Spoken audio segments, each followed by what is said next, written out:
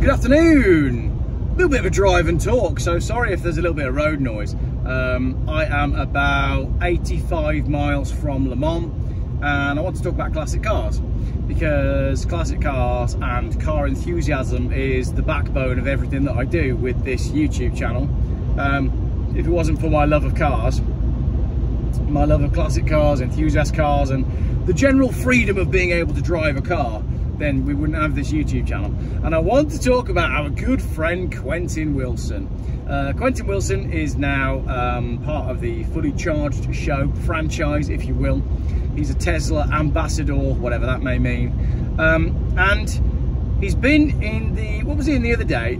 He was on the House of Lords Select Committee, whatever that is, standing in front of people, blaming misinformation for the fact that EVs are not selling. Let's just unpack this a little bit, sort of candidly, as we drive along with my cruise control engaged on this beautiful French auto route. So, we're talking about the fact that it's misinformation that is stopping EVs from selling. Now, this is an obvious one, so let's just do this one first. If EVs were really as good as petrol and diesel, then we wouldn't be having this conversation, because people would be buying them because they were brilliant. But that's obviously not the case. It's not misinformation to say that EVs are more expensive than petrol and diesels. If you don't have a house where you can charge at home easily, then they don't make financial sense. They cost a fortune to charge in public. The batteries are ruinously expensive if they go wrong. I'm sorry, but EVs are not reliable. Don't shoot me down.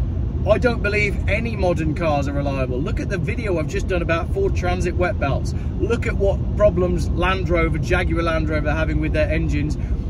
Even the Korean brands, you've got your Hyundai and your Kia and all those guys, they're all having problems with reliability. All modern cars are pretty much rubbish. But I am a member on Facebook of quite a number of different car groups, and there are so many problems with these electrical cars, whether it's I-Paces, whether it's the Volkswagen ID Buzz. There's so many people getting hold of these cars and then going on the group to say, it doesn't work, it's flashed up this software error, there's a problem with the traction battery, it's time and time and time and time again. So, notwithstanding the fact that they don't have the range, I mean, I always joke about the Peugeot E208, because it's only got 100 miles of range. Now, this car I'm driving right now, 100 miles is when the fuel light comes on. So that means I start to get range anxiety at the point when that person has started their day fully charged, right?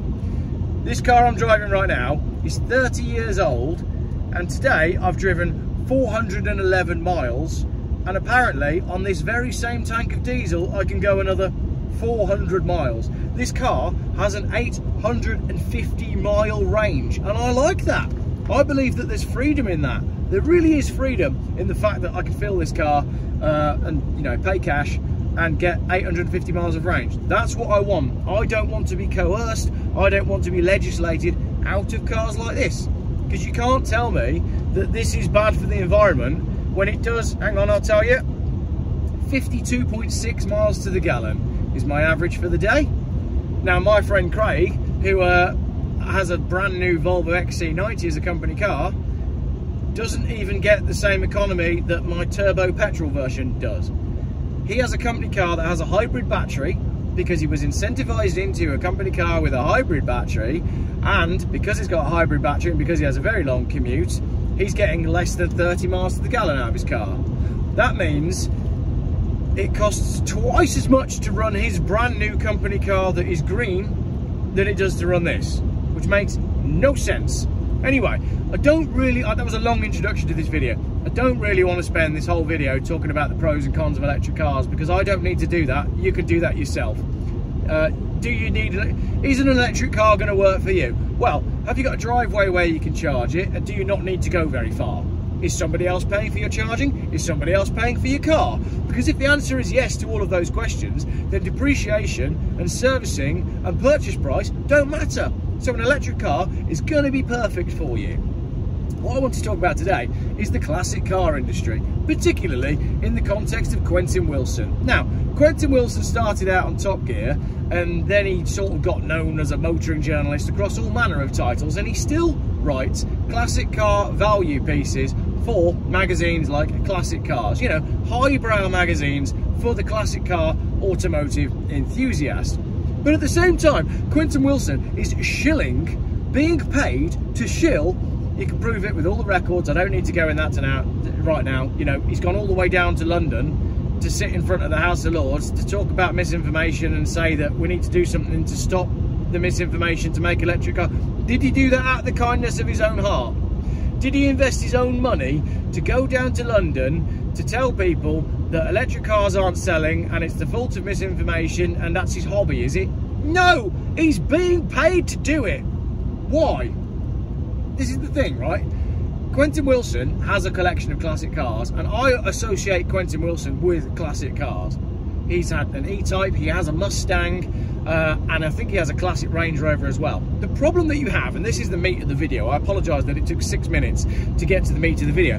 The problem that you have with someone shilling for electric cars is electric cars are expensive and they don't have an ownership model.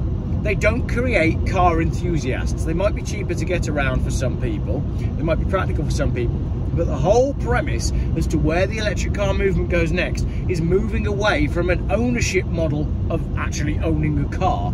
You don't, like I said, you don't create enthusiasts.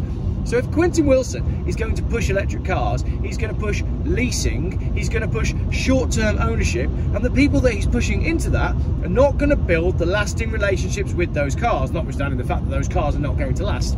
So you won't have a situation where in 30 years time people are saying, oh, do you know what, I'd really like to get a classic car to take me back to my youth, just like the one I used to have when I was younger. I'm going to go get an electric car just like the one I first had. It's not going to work that way. People aren't owning these cars. So as a result, you're not creating new car enthusiasts. So you're not creating new entrants into the classic car buyers market. So as a result, you are diluting the number of people that want to buy classic cars. And as a result, that is going to pull the prices down. If the electric vehicle thing carries on the way it is, then what that will mean is people will not be interested in owning cars, and that will have a knock-on effect with the classic car industry. It is going to destroy the classic car industry. Why is Quentin Wilson trying to destroy the hobby that has been so good to him over all of these years? You cannot shill for the EV industry and then go and write articles about classic car values in glossy magazines. It doesn't work. The two don't go together. If the EV agenda continues, there will be no classic car movement. Look at the Jaguar E-Type, right? The problem that you have with the Jaguar E-Type is everybody that wants to own a Jaguar E-Type already does. So we have a value thing where people start buying cars and think, oh, those cars are really cool, I think I'll buy one, and lots of people do that and the values climb as a result. And then you get to the top here where everybody's already got that car and there aren't new entrants going into the market. What happens? Prices start to dip. What else happens? All the people who own Jaguar E-Types start dying and going into nursing homes at exactly the same time because they're all the same age. That means all of those Jaguar E-Types go into classic car auctions at the same time. That means you have a situation where you have a classic car auction that might have 10 Jaguar E-Types in it. All of this is real and all of this is happening. So what I wanted to say about Fully Charged and Quentin Wilson is that he's actively trying to destroy the hobby that put him in the position that he's in now. Make that make sense. Am I wrong? Is Quentin Wilson actually not trying to destroy the classic car industry? Does he not realise that he's destroying the classic car industry by shilling for the EV industry, which is promoting a non-ownership model? You will own nothing and be happy. That's the end goal of the EV thing. And owning nothing and be happy is not compatible with how much your Jaguar E-Type is worth, is it? Anyway, quick rant that one. Gotta go, my phone's ringing. I wonder if it's Quentin Wilson. I highly doubt it. I had a dream about him the other night, actually. That's why I made this video. If you made it to the end of this video, the code word is, Jeff, your dreams are weird. I had a dream that I met Quentin Wilson on holiday whilst I was doing one of these challenges. And I gave him a big hug. I was like, Quentin, what are you doing, mate? Do you not realise that all this shilling that you're doing for the EV industry is damaging the hobby that we love? And I can't remember his response. So Quentin Wilson, if you're watching, I know you only live in Stratford, that's not far away from me. I could pop over to you and maybe we can have a hug and you can explain why you're trying to destroy the classic car industry. Thanks for watching.